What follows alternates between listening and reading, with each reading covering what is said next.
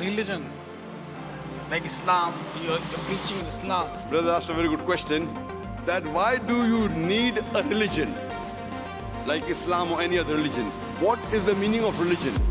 Religion, according to Oxford Dictionary, means a belief in a superhuman controlling power, a personal god or gods that deserve worship.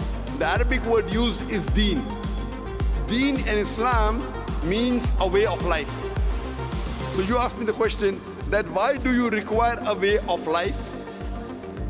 And why do you require to understand, as Oxford Dictionary says, religion means believing in God.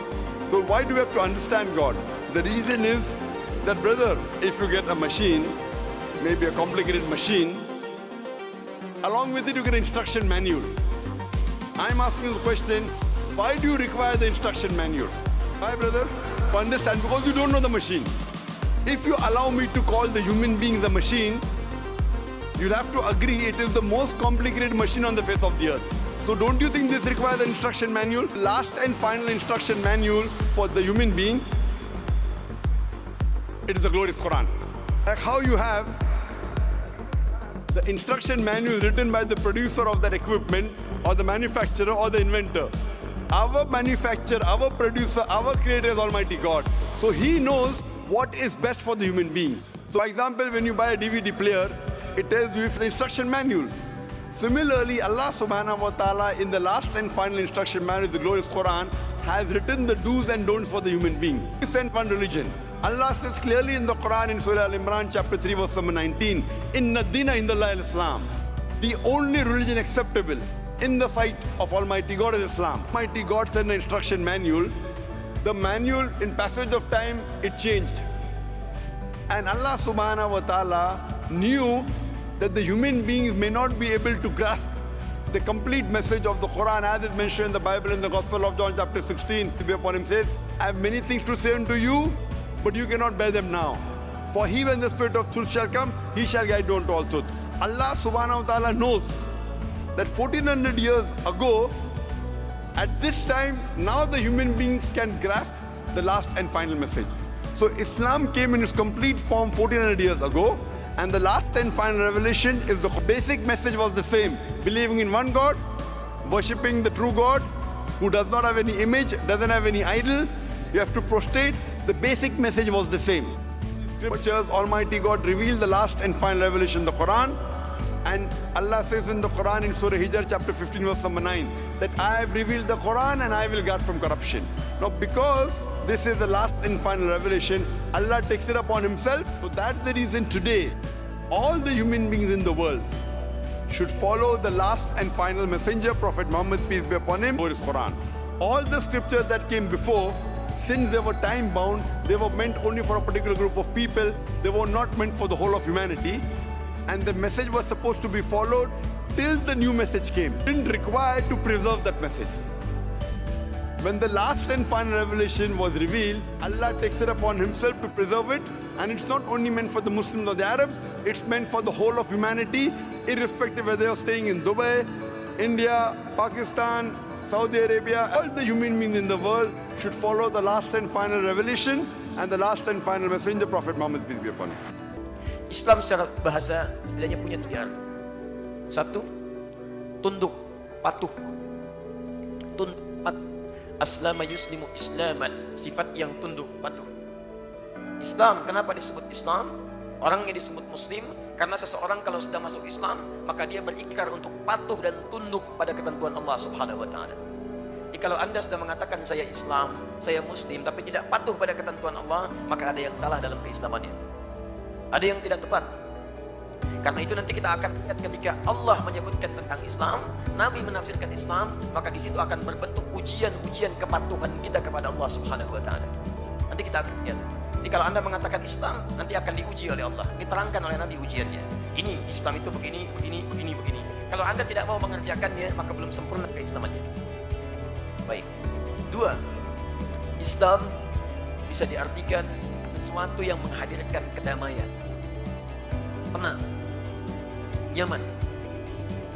Jadi kalau Anda sudah berislam sampai dengan hari ini, tapi mohon maaf belum mendapatkan ketentraman, kedamaian, ketenangan, belum sempurna dalam keislaman kita. Nanti ada kaitan dengan yang pertama. Kalau Anda bisa patuh kepada Allah, mengerjakan semua tuntunannya, maka akan melahirkan bagian kedua. Tenang, damai, tentram. Tenang dalam kegelisahan dunia, damai dalam urusan dunia, dan bahagia dalam urusan akhirat. Nanti kita akan lihat.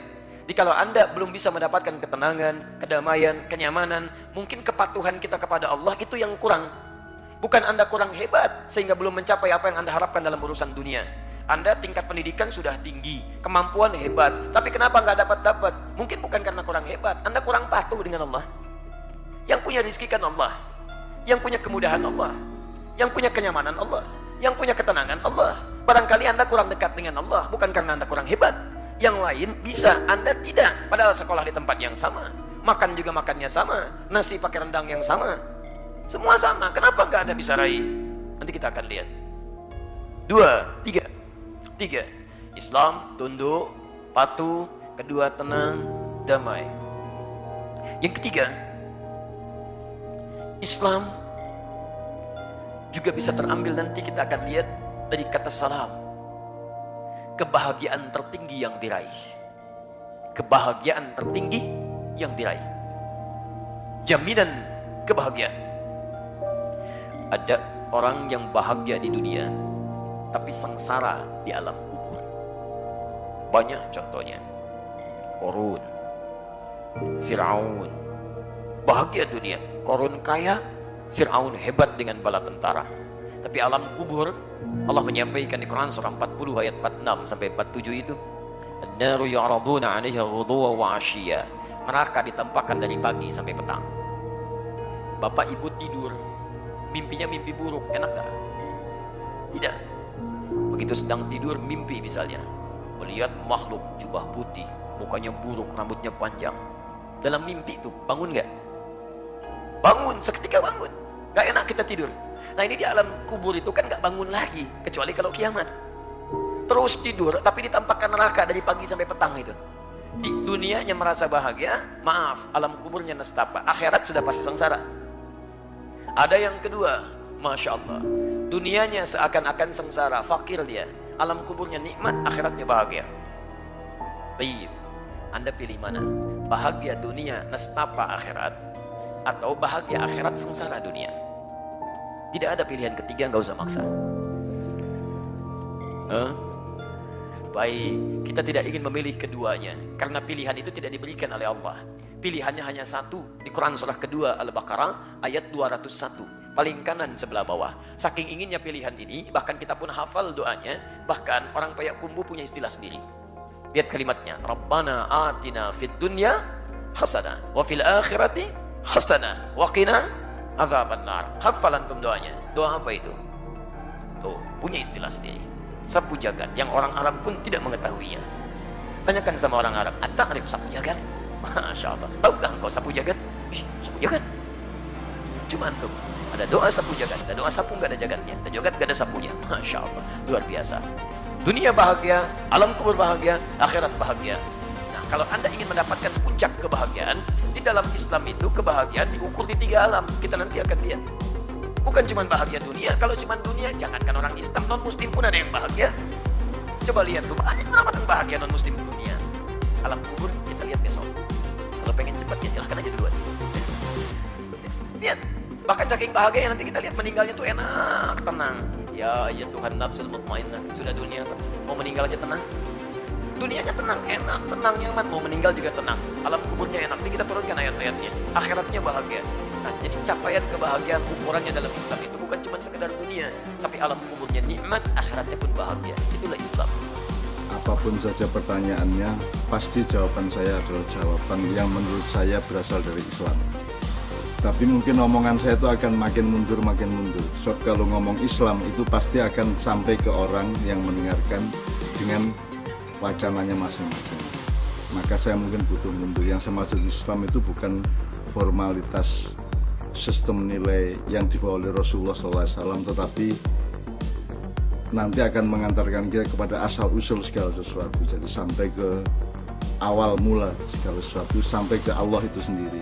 Jadi Islam yang saya maksud itu bukan yang Anda pelajari secara akademis, tetapi Islam itu sebagai satu kosmos nilai yang sejak awal memang sudah diterapkan oleh Allah jauh sebelum Muhammad ada, jauh sebelum Adam ada, bahkan mungkin jauh sebelum para malaikat ada. Jadi mungkin saya mundur. Nah, yang saya maksud dengan Islam itu gimana jarak antara Islam dengan saya atau antara Islam dengan Anda. Islam itu kan bukan mata pelajaran. Islam itu lebih merupakan, kalau bahasa sehari-harinya itu adalah kepercayaan dan cinta. Kita butuh mencintai, maka salah satu bekalnya adalah mempercayai. Kita hanya bisa mempercayai kalau kita memang mencintai, dan kita hanya bisa mencintai kalau kita mempercayai. Itu dialektika antara iman dengan mahabbah kan gitu sebenarnya. Nah, di mana letak ilmu, di mana letak pengetahuan? Tidak mungkin Anda mempercayai sesuatu tanpa ada rentang pengetahuan di antaranya. Gitu. Jadi sebenarnya semua pertanyaan Anda nanti akan saya jawab di dalam konteks seperti itu, dalam kosmos pemahaman seperti itu. Jadi misalnya kalau Islam disebut ilmu bisa juga, tapi jangan lupa Islam itu bukan universitas, bukan sekolahan, bukan kurikulum. Tapi dia mengandung beribu-ribu dan tidak terhingga pintu ilmu. Jadi ilmu itu sudah pasti sesuatu yang harus dimasuki oleh setiap pelaku Islam, karena dia menyediakan pintu-pintunya. Sekarang sebenarnya kowe ora sekolah, asal kowe mengislamkan dirimu, maka kamu dengan sendirinya akan bersekolah. Dalam hal apa saja. Misalnya sekarang pertanyaanmu soal lupa. Kalau dalam bahasa budaya ada kalimat al-insanu mahalul khoto' wa nisyan. Manusia itu tempatnya salah dan lupa. Kelak ini bisa menjadi legitimasi bahwa orang lupa itu tidak apa-apa, orang salah itu tidak apa-apa, karena sudah ada pasal filosofi dan hakikat hidup bahwa manusia itu memang hobinya atau salah satu keniscayaan kehidupannya adalah salah dan lupa. Nah, di situ muncul ilmu, muncul kewaspadaan, muncul pengetahuan untuk supaya pasal yang saya sebut tadi tidak menjadi legitimasi untuk membuat kita boleh salah dan boleh lupa kan begitu. Nah, sekarang kalau ngomong lupa berarti lawannya adalah ingat. Kalau ingat di dalam Islam ada tahu itu zikir namanya. Ya, zikir itu ingat. Ya tadzakar itu mengingat, mudzakarah itu adalah ego atau perilaku untuk selalu mengingat sesuatu. Kemudian tadzkirah juga ya. Kemudian ada, nah zikir kan salah satu tradisi utama spiritualnya orang Islam. Maka zikir itu sebenarnya adalah sebuah pelajaran psikologi, sebuah pelajaran sosial, sebuah pelajaran kejiwaan, sebuah pelajaran peradaban, sebuah pelajaran politik, pelajaran sampai ke tingkat medis. Kita jangan sampai lupa bahwa kita ini adalah, jadi gini, kan sekarang kalau ngomong ngomong lupa berarti ngomong ingat, kalau ngomong ingat berarti ngomong zikir, kalau ngomong zikir berarti yang berzikir itu kan bukan hanya peristiwa kesementaraan manusia menghafalkan sejumlah kata dari Al-Quran atau dari kiai, dari Nabi untuk kita zikirkan. Zikir itu artinya adalah pelajaran tentang bahwa yang punya ingatan atau memori pada manusia kan bukan hanya pengalaman sejarahnya, gennya juga punya, DNA-nya juga punya ingatan, sel-selnya punya ingatan, bahkan benihnya ketika Allah mentakdirkan dia menjadi manusia kan sudah ada ingatan tentang perjanjian antara kita dengan Allah yang kita tidak ingat.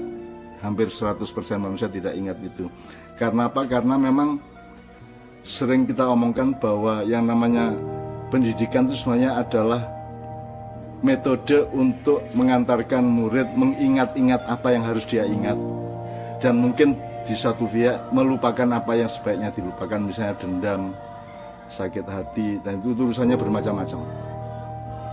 Tapi sekarang, jadi sebenarnya kalau kita ngomong Islam bukan ilmu, Islam itu cinta dan kepercayaan.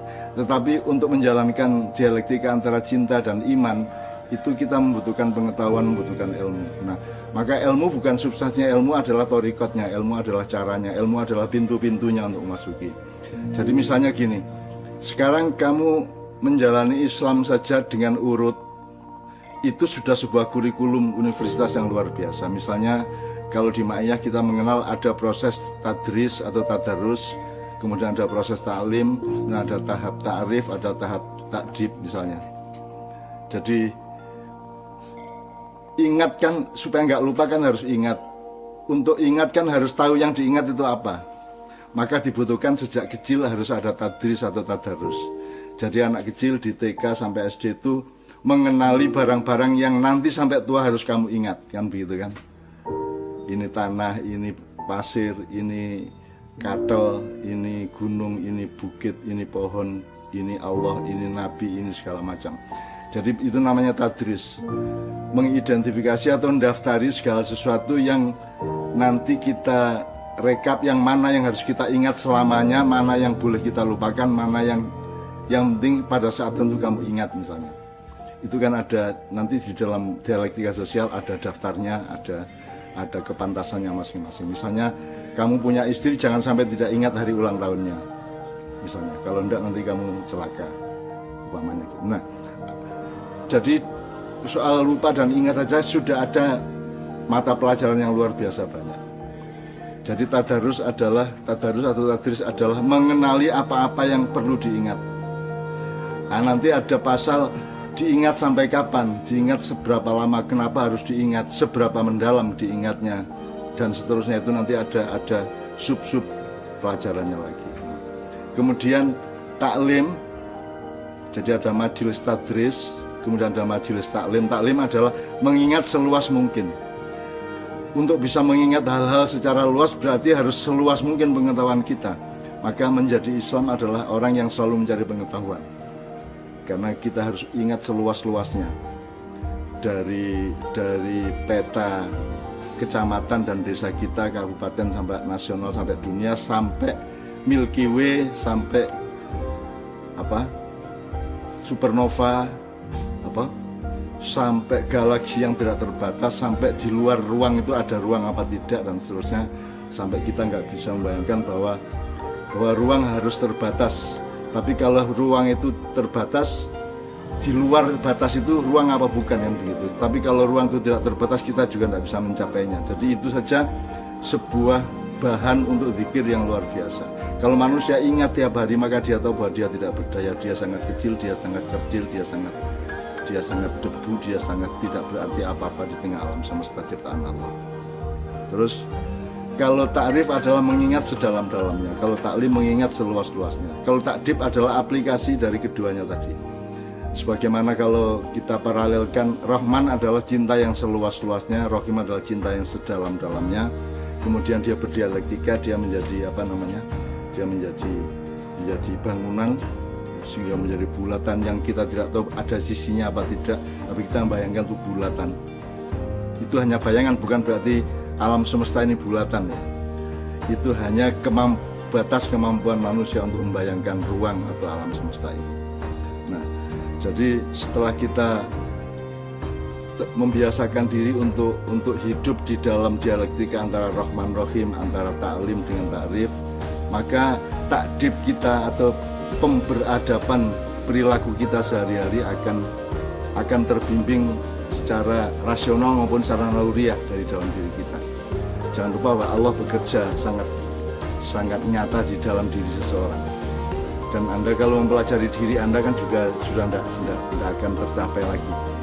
Misalnya di otak Anda aja ada berapa helai urat syaraf, ada berapa miliar, ada berapa sel, ada berapa bulatan-bulatan kecil, ada berapa virus, ada berapa bakteri, ada berapa segala macam. Kan kita juga tidak akan mampu. Jadi kita jangan sok pinter. Jadi tidak berarti Islam itu tidak pro terhadap ilmu. Islam itu iman dan cinta, tetapi ilmu diperlukan. Nah, kalau Anda memperlakukan Islam hanya dengan ilmu, Anda akan mati di tengah jalan karena Anda tidak akan mampu mencapai apapun. Yang makro tidak bisa kita bayangkan, apalagi yang mikro. COVID-19 ini adalah sesuatu yang tidak kasat mata, dan pakai mikroskop dengan perbesaran dengan zoom berapapun belum tentu dia kelihatan. Artinya Kalau kita sekarang memang teknologinya tinggi, misalnya kita punya alat sak handphone gini untuk gini-gini kan ketok oke ono corona, ora ojo rono kayak ora ono corona ora corona kan. Kita tidak punya alat itu. Artinya manusia sekarang hancur lebur ilmunya karena ternyata tidak tahu apa-apa mengenai sesuatu yang begitu kecilnya, yang begitu seolah-olah tidak berdaya. Jadi ilmu modern sekarang itu kan sudah seperti Fir'aun yang bangkrut lah. Artinya makhluk Tuhan yang menuhankan diri, makhluk yang mengkholikkan diri, tetapi sekarang tergeletak dan tercampak di dalam ketidaktahuan, di dalam kehampaan, di dalam kekosongan yang dia tidak ngerti apa-apa. Sampai akhirnya sekarang kita harus menemukan kelahiran baru, menemukan kesadaran baru, kerendahan hati baru, dan seterusnya. Nah, saya kembalikan kepada ingat dan lupa. Kalau kita terus-teruskan, sekarang kalau dalam pelajaran Islam kan pertama waktu SD etika kan kita deres, ya. Deres itu dari bahasa Jawa dari kata tadarus. Deres ya. Deres itu kan tahap awal dari pengenalan apa yang besok harus kita ingat. Itu nama. Yang kita zikirkan itu apa saja. Makanya zikir itu salah satunya adalah yang dikenal secara formal adalah kalimat-kalimat Allah atau kata-kata dari khasanah Islam. Sesungguhnya zikir itu adalah Anda menyadari segala sesuatu secara menyeluruh, bahwa Anda tidak bisa melihat pohon tanpa menemukan Allah. Anda tidak bisa bangun tidur tanpa ingat kepada Allah. Anda tidak bisa mimpi tanpa kesadaran tentang Allah, dan seterusnya. Nah, itu yang namanya tadarus. Itu mestinya pelajaran SD itu sederhana aja. Inilah yang harus kamu ingat-ingat dalam hidupmu, ini. Nggak usah dipelajari dulu, diingat, didaftari aja. Di rumah harus ingat ini. Di luar rumah, di kebun harus ingat ini, di pasar ingat ini, di jalan ini. Pokoknya didaftari aja apa yang harus dizikir, apa yang kamu tidak boleh lupa. Supaya nanti begitu Anda akil balik pada usia belasan tahun ya. Akil balik ini kan SMA sebenarnya. Malah untuk orang sekarang malah sudah universitas. Akil itu artinya orang yang sudah bisa memperlakukan segala sesuatu dengan akalnya. Bagian dari akal adalah ingatan, pemikiran, analisa, dan sebagainya. Akil adalah orang yang sudah berakal, orang yang sudah bisa menggunakan akalnya. Balik adalah orang yang sudah bisa sampai dengan mesin akalnya, dia bisa sampai kepada sesuatu yang dia harus ingat. Nah, ingat itu kan kalau diterusin kan tidak hanya ingat dong, ya dipegang, ya dilakukan, ya diistiqomai, dimustaqimi, dan seterusnya. Nah, sekarang kan dari perspektif semua tadi kan kita tahu betapa kita ini memang tidak terpelajar. Kita semua ini tidak terpelajar secara Islam. Dipikirnya Islam itu adalah pelajaran agama yang merupakan bagian dari kurikulum nasional. Bahwa Islam itu adalah sebuah pelajaran yang jauh lebih luas, jauh lebih tartil, jauh lebih kaya pintu-pintunya untuk memasukinya. Ya, jadi akil balik aja sekarang kan kita tidak paham. Rata-rata kan orang akil balik itu ya wong wis mimpi basah ngono tok toh. Akil balik itu adalah orang yang akil. Akil itu someone who use al-akal. Seseorang yang sudah bisa menggunakan akalnya. Nah, kata mengakali itu kan memperlakukan sesuatu dengan akal, bukan menipu. Nah, kita kan sudah ditipu oleh kebudayaan kita berpuluh-puluh tahun, mungkin berabad-abad, bahwa mengakali itu sama dengan nguri'i kalau bahasa Jawanya. Bahwa mengakali adalah memperlakukan sesuatu secara atau dengan akal. Balik itu mencapai. Jadi perjuangan mengakali sesuatu sampai akhirnya mencapai sesuatu itu. Nah, sesuatu itu nanti kita pegang benar untuk kita zikirkan, untuk kita wiridkan. Sesuatu yang sudah kita capai namanya wirid, buah, biji, ya wirid. Nah, wirid itu kita zikirkan, kita pelihara di dalam memori terus menerus. Itu namanya zikir. Nah, sekarang tinggal kita daftari. Kamu kan punya maksud untuk menunjuk sesuatu. Misalnya kita tidak berzikir dalam soal sejarah. Misalnya bangsa kita kurang berzikir soal apa yang dulu ditemukan oleh nenek moyang kita. Kenapa dulu kita tidak boleh duduk di atas bantal? Kenapa kita dulu tidak boleh tidur siang? Kenapa waktu maghrib kita jangan sampai ngantuk? Kenapa waktu subuh kalau bisa jangan tidur lagi? Kenapa kalau kan banyak sekali yang kita pikir itu klenik kita karena kita ini sok modern, sok hebat. Kalau orang modern kan cirinya gini, kalau dia tidak tahu disebut salah kan gitu. Terus dia ejek. Padahal kan urusannya kan dia belum tahu. Sama dengan Tuhan diperlakukan oleh orang modern. Tuhan itu tidak bisa dibuktikan secara akademis, maka dia tidak ada. Sampai Stephen Hawking pun mengatakan Tuhan tidak ada. Seolah-olah manusia itu punya kemampuan untuk menyebut ada dan tidak ada. Padahal dia adalah sebuah ada yang sebenarnya tiada, sesuatu yang hanya diada-adakan oleh Allah. Satu simulasi semestawi yang sangat besar yang diciptakan oleh Allah. Karena kamu merasakan manis saja itu kan karena ada alat di lidahmu untuk merasakan manis gitu kan. Kalau alat itu sama Allah dicabut kan kamu tidak bisa merasakan manis. Dan itu berlaku untuk segala hal yang lain. Jadi seluruh kepandaian manusia, seluruh ilmu manusia itu batal ketika receivernya atau alat atau softwarenya, hardwarenya itu tidak berlaku.